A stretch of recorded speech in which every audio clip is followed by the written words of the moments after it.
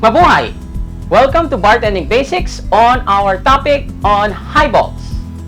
A highball is a cocktail that is composed of a base spirit and a mixer. Now, what is a base spirit? A base spirit is our main liquor that we will use for this cocktail. It can range anywhere from rum, gin, vodka, tequila, whiskey, brandy, liqueurs, and even Lambanog. As for the mixers, it can range anywhere from tonic, soda, soft drinks, fruit juices, and even energy drinks. Now, highballs are the easiest cocktails to make. It's as easy as 1, 2, 3. As what I said a while ago, all you need is a base spirit, ice, mixer, garnish, give it a stir, and serve it up. Now, for this episode, I will teach you 5 types of highballs that you can make at home.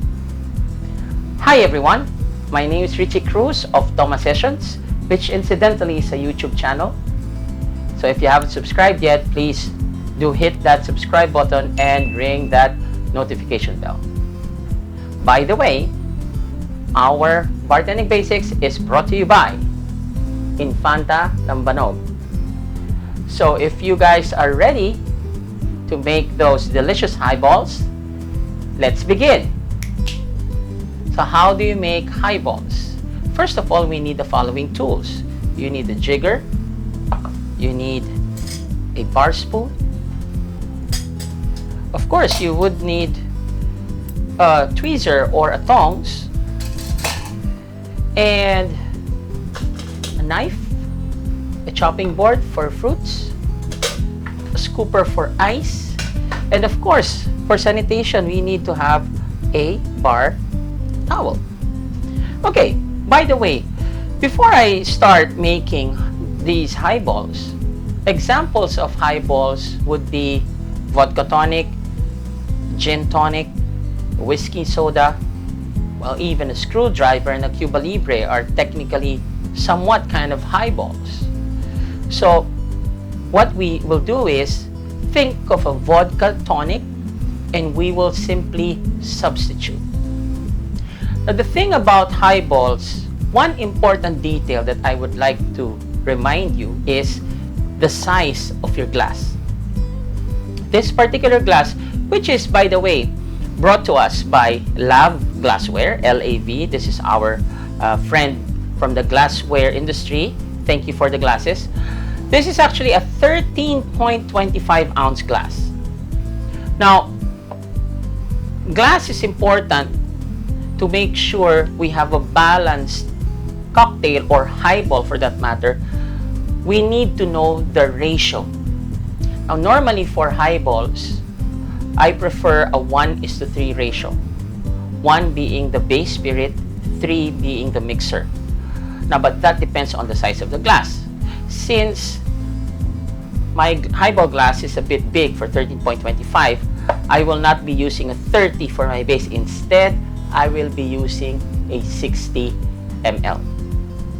Now, of course, 1:3, but basically my mixer would be 180 ml or 3 ounces.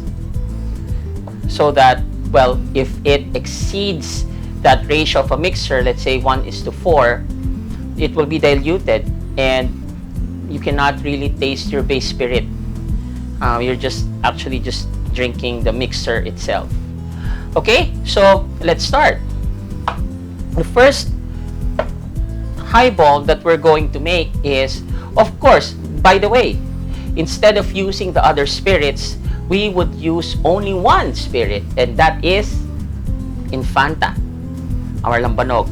Now, Infanta Lambanog is actually a clean and crisp spirit with an end note of coconut.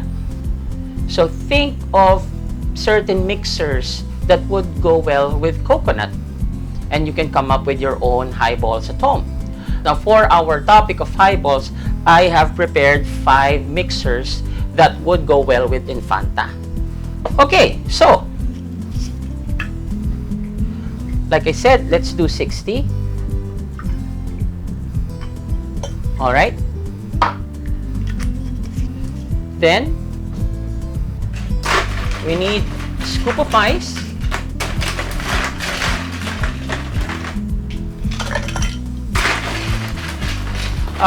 Just a trivia, normally 1 scoop of ice, so a full of this is 8 ounces. Alright, so you want it nice and packed. Now, if you can chill the glass prior to that, that would be even better. So let's start first with Lambanog and soda, or Infanta soda. So just so you'd see the ratio, I mentioned 1:3. So that's 1, 2,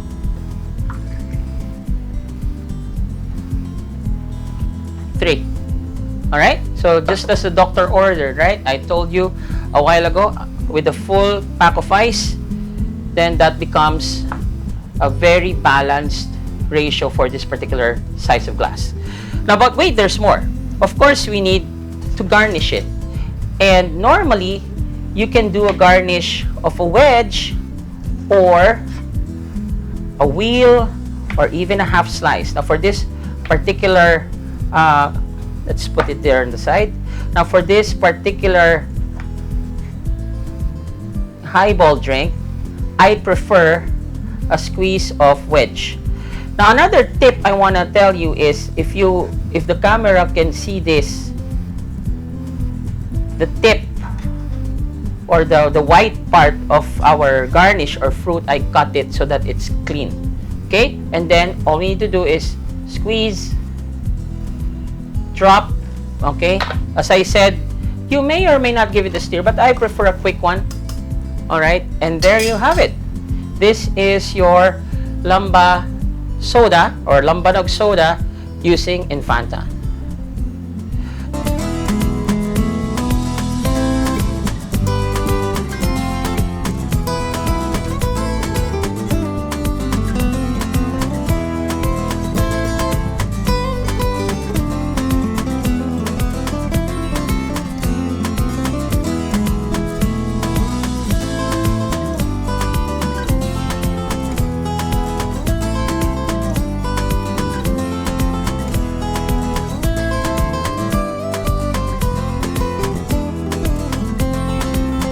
So again, just to recap everything, we have the Infanta with soda water, Infanta with lemon soda, Infanta with lemon lime sparkling pineapple, Infanta with ginger beer, and Infanta with the energy drink. Now, by the way, one trivia for our Lambanog. Basically, the Lambanog is supposed to be drank room temperature, because this is a very traditional spirit in the Philippines, where we share it through what we call tagay or shot. So again, tagay, right? Or toma or tagay, right? It's the same. So basically, let's use this. You have a shot, which is actually 30 in the normal world. Okay? And then with the shot of tagay, or any, actually it's 60 is okay. Okay, we pour a shot, okay, or a tagay, and then we pass it around. Normally Filipinos would sit around or gather around the table, and then there would be a person called the tanggero. The tanggero is the one who pours the lambanog in the glass and passes it around. Right? Now, other times when there's a passerby, let's say they have a friend who was actually going home and then passed by them, they would offer this guy also a tagay. Right? So, of course, you should be ready. It's a Filipino tradition, and it's actually still being followed now. But I don't know personally now if it's still going to be followed. But then again, that is a Filipino tradition. Alright? So, this is, again, a tagay. But, of course, since if you are in a bar, okay, or if you want to experiment, you can also try drinking Infanta chilled. Alright? So that's also another option. But then again, traditionally, as I said, this is drank room temperature and via tagay. Okay? So this concludes our HighBalls. Now, basically, at home, you can make any combination, as I told you. You can use any citrus fruits also. You can substitute that, because the thing with the HighBall is, it's like I said, it's very easy. You have only 3 elements: the garnish, the mixer, and the base spirit. Of course, using Infanta Lambanog, you can come up with endless possibilities. So with that, guys, you know what? Let me have a shot of Tagay first. Wow! I can feel the coconut. And actually, I would like to choose one of the HighBalls that I just made.